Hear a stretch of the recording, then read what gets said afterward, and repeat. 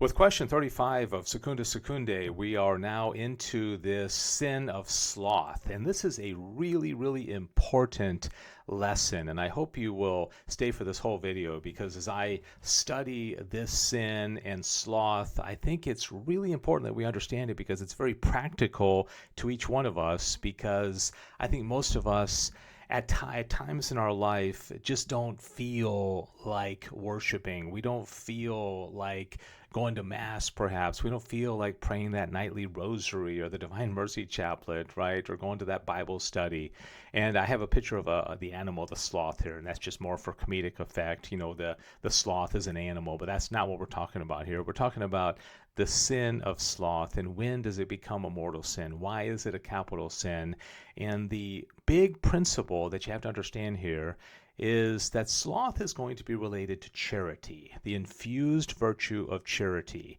And when our sloth or our laziness for spiritual good, which, God is goodness itself, when it rises to a level where our reason and our will take over and say, you know what, I don't want to do that. Basically I reject the goodness that's God. The sorrow that results is going to be sloth. And sloth is not just laziness. It's not just not wanting to mow the yard. Okay, that's not what we're talking about here. That's just laziness.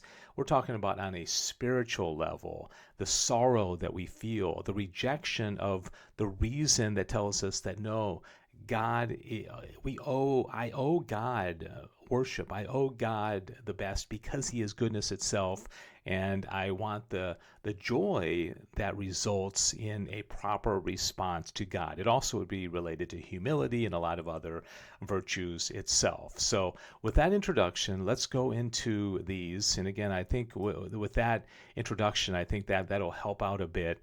Article 1 says whether sloth is a sin. Okay, there's going to be 4 articles here. He says, according to Damascene, sloth is an oppressive sorrow that so weighs upon a man's mind that he wants to do nothing. Okay, so that's like laziness, right? Hence, sloth implies a certain weariness to work, a sluggishness of the mind which neglects to begin good. Now that could be mowing the yard or cleaning the house or just a kind of a laziness. But he goes on to say that spiritual good is a good in very truth. A sorrow about spiritual good is evil in itself. Why? Because the ultimate spiritual good is God Himself. God is goodness, right? We know that from the third attribute of God that we study back, in prima pars. And yet that sorrow which is about a real evil is evil in its effect if it so oppresses man as to draw him away entirely from good deeds.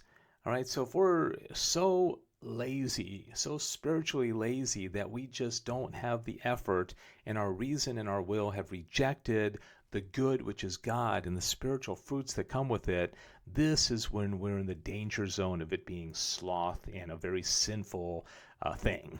Accordingly, since sloth as we understand it here denotes sorrow for a spiritual good, it is evil on 2 counts, both in itself and in the point of its effect. The effect is that it creates sorrow in us, right? So if you wake up on Sunday morning and you're like, oh, I'm a bit tired, I don't feel like going to Mass, well, that's not in and of itself a sin.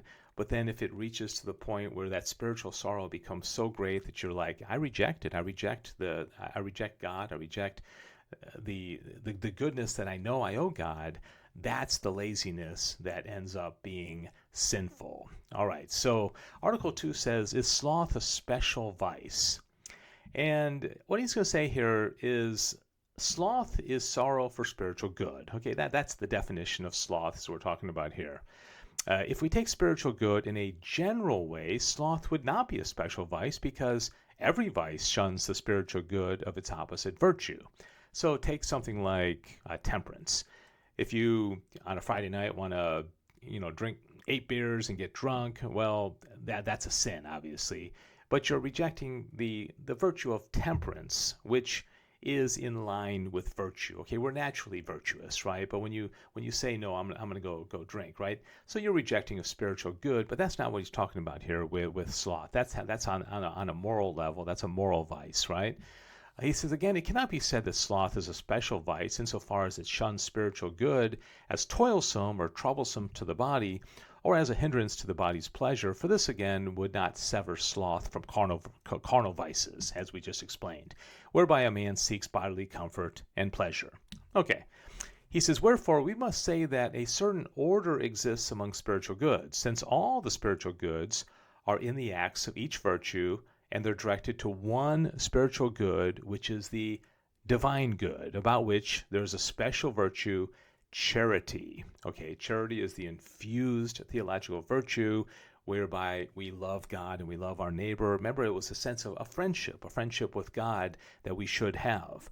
Hence, it is proper to each virtue to rejoice in its own spiritual good, which consists in its own act, while it belongs specially to charity to have that spiritual joy whereby one rejoices in the divine good. In like manner, the sorrow whereby one is displeased at the spiritual good, which is in each act of virtue, belongs not to any special vice, but to every vice. But sorrow in the divine good about which charity rejoices belongs to a special vice which is called sloth. So again, getting drunk is against temperance, or being lazy and not doing the things we do might be against fortitude.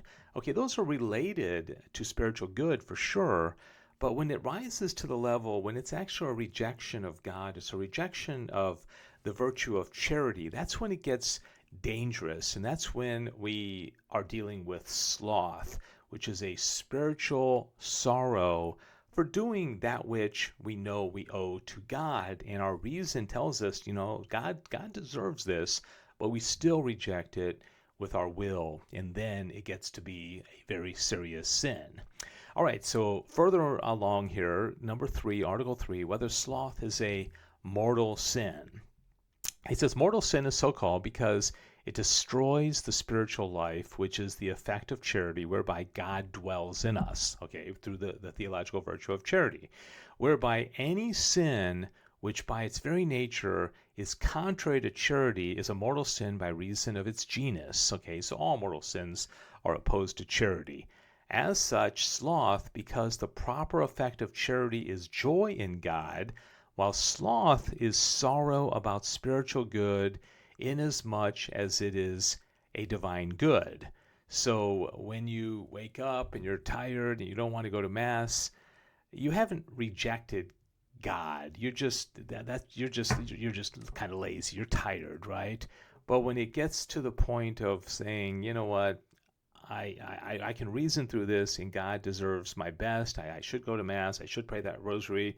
And then you have a sorrow instead of a joy, which should be the response of charity. When it creates sorrow in you, and you can reason through this and say, you know what, I still reject it. I'm gonna choose that sorrow and that laziness spiritually rather than giving God His due because He is goodness itself. That's sloth, right? The consummation of sin is in the consent of reason. For we are speaking now of human sins consisting in human acts, the principle of which is reason. So you can see the difference on Sunday morning, just not getting all excited about going to Mass, and you just can't wait to get there. That may be a venial sin, but it's not a mortal sin, right? Okay, so let me finish this last part here. So too, the movement of sloth is sometimes in the sensuality alone by reason of the opposition of the flesh to the spirit. Okay, that's just like, I don't know that I want to go to Mass.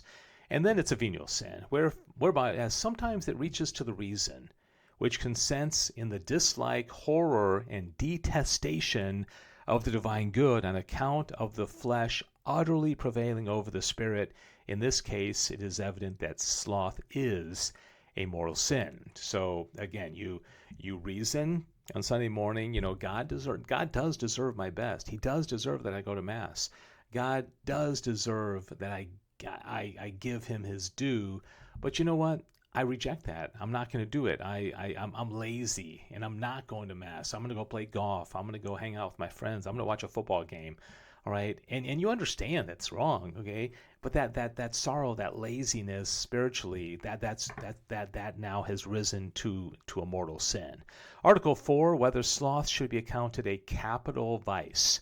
This is, remember we talked about hatred in the last video, and hatred was the result of some of these other cardinal sins like envy. And so sloth is a cardinal sin. You probably know that.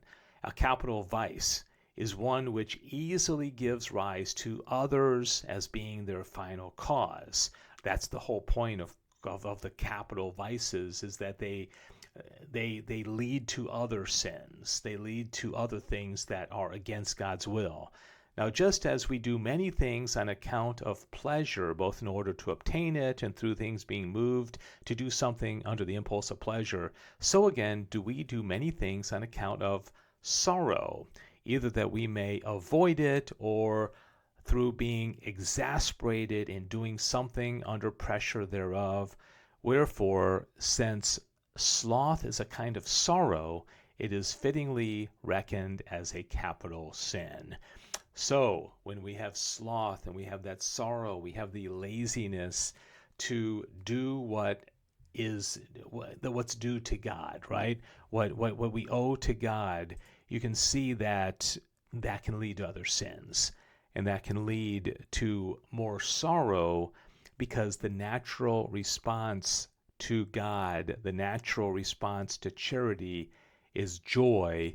And when you feel the opposite and it reaches to the level of our reason and you still reject it and you prefer that laziness, you prefer that sorrow over what you know is owed to God, that is a capital sin. That leads to other sins, and it also can be a mortal sin which cuts off charity in the soul, and needless to say, that's a very serious sin.